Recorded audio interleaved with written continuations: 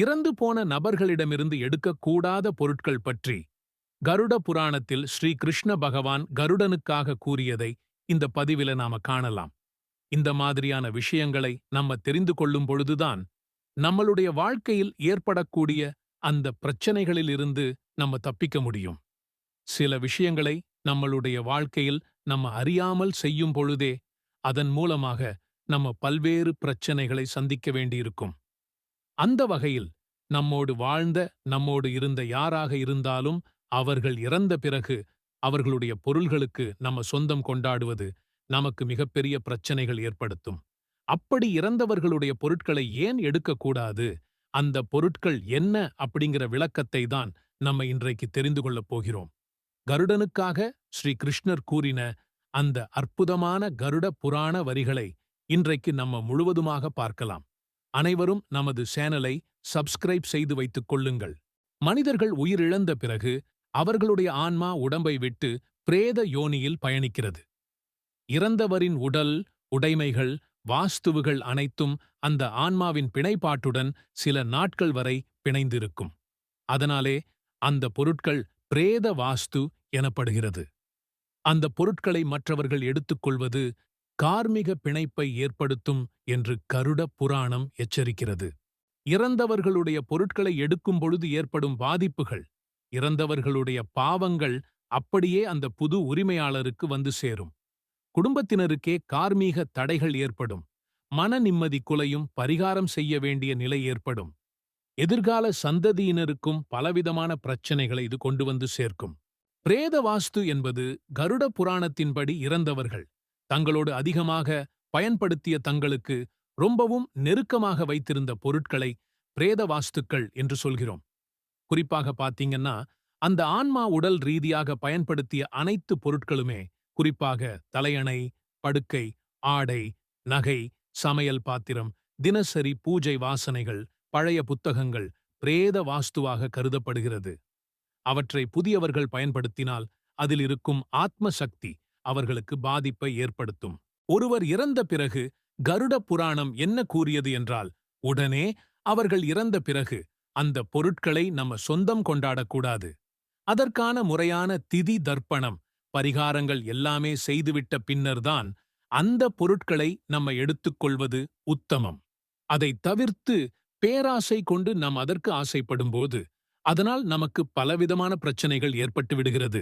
ஒருவர் பயன்படுத்தி இறந்ததற்கு அப்புறம் அவர்களுடைய பொருட்களை அவர்கள் வீட்டில் இரத்த சொந்தமாக இருந்தாலும் அவர்களுமே அதை பயன்படுத்துவதற்கு கருட புராணம் மறுப்பு தெரிவிக்கிறது. ஏனென்றால் அந்த பிரேத ஆத்மாவின் ஆற்றல் அந்த பொருட்களில் இருந்து கொண்டேதான் இருக்கும். அந்த ஆத்மாவுக்கு செய்ய வேண்டிய முறையான வழிபாடு முறைகளையும் மரியாதைகளையும் சடங்குகளையும் நம்ம செய்துவிட்டு அதை பயன்படுத்துவது நமக்கு எந்த பாதிப்பையும் ஏற்படுத்தாது. அதை தவிர்த்து பார்த்தீங்கன்னா, மற்றவர்களுக்கு அதை நம்ம தானம் கொடுத்து விட்டாலும் அதனால் நமக்கு எந்த ஒரு விதமான பாதிப்புகளும் ஏற்படுத்தாது. அதை தவிர்த்து நம்ம அவர்களை மறந்து அவர்களுடைய பொருட்களுக்கு சொந்தம் கொண்டாடி அதை நம்ம பயன்படுத்தும் பொழுது அது நமக்கு பல பிரச்சனைகளை ஏற்படுத்திவிடும். அந்த பிரேத ஆத்மா நமக்கு இதன் மூலமாக எதிர்வினைகளை கிளப்பி நம்மில்லாம நம்மளுடைய சந்ததியினர் வரை அதை அனுபவிக்க வேண்டிய பாவங்களை சுமக்க வேண்டிய நிலையானது ஏற்படும். நம்ம இதுவரைக்கும் கருட புராணத்தின்படி ஒருத்தவங்க இறந்ததற்கு அப்புறம் அவங்களுடைய பொருட்களை பயன்படுத்துவதனால் நமக்கு எந்த மாதிரியான பாதிப்புகள் ஏற்படுது அப்படிங்கிறத பார்த்தோம்.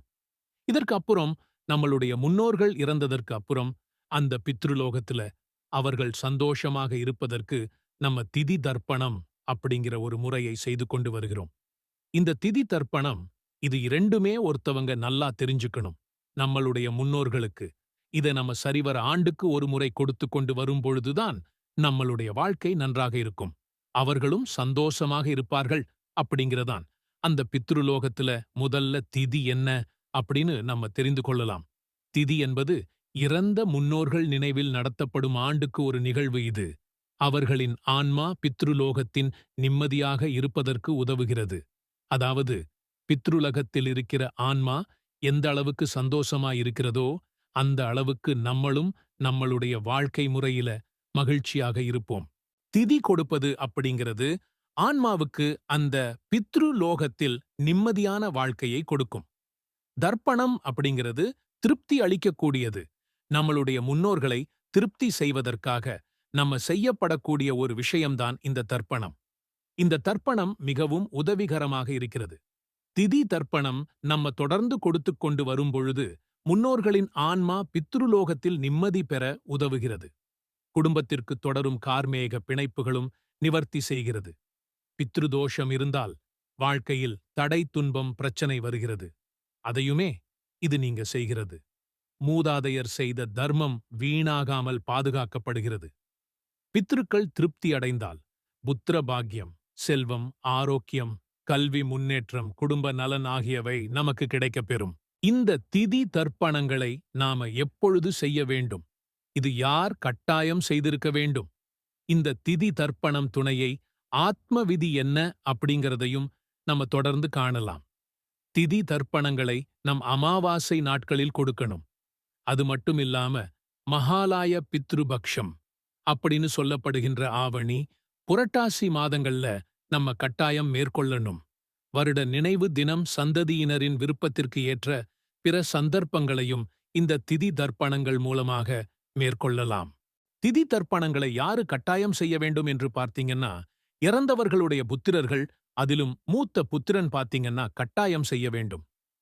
திதி தர்ப்பணத்தை கொடுக்கக்கூடாது. திதி தர்ப்பணம் செய்யும்போது முன்னோர்களின் பெயர்கள், கோத்திரம் குறிப்பிடப்படுகிறது. நீரில் தர்ப்பை, அக்னி, பானை, அன்னமூலம் யாகம் செய்யப்படுகிறது.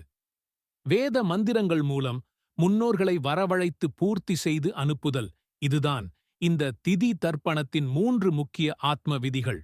முன்னோர்களுக்கு திதி தர்ப்பணம் அமாவாசை நாட்களில் அவர்களை வழிபாடு செய்யும் பொழுது முக்கியமாக செய்ய வேண்டிய ஒரு விஷயம் என்று பார்த்தீர்கள் என்றால், அமாவாசை தினங்களில் வாசலில் கோலம் விடக்கூடாது.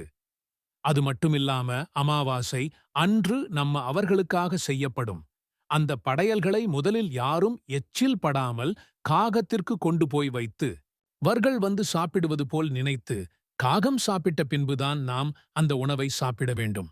அதேபோல் அன்றைய தினம் மாடுகள், ஆடுகள், நாய்களுக்கு நம்ம உணவளிப்பதும் நமக்கு நல்ல ஒரு புண்ணியங்களை கொண்டு வந்து சேர்க்கும். முடியாதவர்களுக்கும் தங்களால் முடிந்த உதவிகளை செய்வதும் அன்றைய நாள்ல நமக்கு முன்னோர்களின் ஆசிர்வாதத்தோடு இறையருளும் கைகூடும் அப்படிங்கிறது.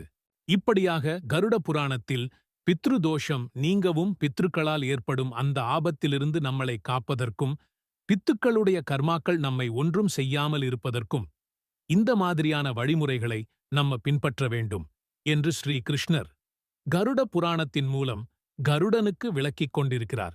இதன் மூலமாக நம்ம தெரிந்து கொள்வது ஒருவர் இறந்த பின்பு அவர்களுடைய எந்த ஒரு பொருள்களுக்கும் நம்ம ஆசைப்படக்கூடாது. அதை ஆசைப்பட்டு நாம் அடைந்தாலும் அப்பொழுது உள்ள நிலைமை நமக்கு சந்தோஷமாக இருந்தாலும் அதற்கு அப்புறம் ஏற்படக்கூடிய அந்த கர்ம வினைகள் நமக்கு பலவாறான பாதிப்புகளை ஏற்படுத்திவிடும் என்பதுதான் நிதர்சனமான உண்மை. இதன் காரணமாகத்தான் கருட புராணத்தில் அபரிவிதமான பல உண்மைகளையும் அதில் வைத்துள்ளனர். இப்படியாக அவர்கள் பயன்படுத்திய எந்த ஒரு விஷயங்களையும் நம்ம பாவமாக சேர்க்காமல் அதை தானமாக கொடுத்தோ இல்ல அவர்களுக்கு செய்ய வேண்டிய அந்த சடங்கு சம்பிரதாயங்களை செய்து அதை நம்மளுடைய பாதுகாத்து வைத்திருக்கும் பொழுது அதன் மூலமாக நமக்கு நல்ல எதிர்கால வாழ்க்கையை அமையும் அப்படிங்கிறதான் நிதர்சனமான உண்மை. அதனால நமக்கும் சரி, நம்மளுடைய சந்ததியினருக்கும் நல்ல வாழ்க்கை முறை அமைவதற்கு எந்த காரணத்தைக் கொண்டும் நம்மளுடைய முன்னோர்களை நாம் மறந்துவிடக்கூடாது. இப்படியாக கருட புராணத்தில் பலவிதமான விஷயங்களை தன்னிடத்தில் வைத்துள்ளது. அதைப் பற்றி மேலும் பல சுவாரஸ்யமான விஷயங்களை நம்ம மேலும் பல பதிவுகளை தெரிந்து கொள்ளலாம். தொடர்ந்து நம்மோடு இணைந்திருங்கள். நம்மளுடைய சேனலையும் முதன்முறையா வந்து பார்க்கறவங்க சப்ஸ்கிரைப் செய்து வைத்துக் கொள்ளுங்கள். அனைவருக்கும் நன்றி. வாழ்க வளமுடன்.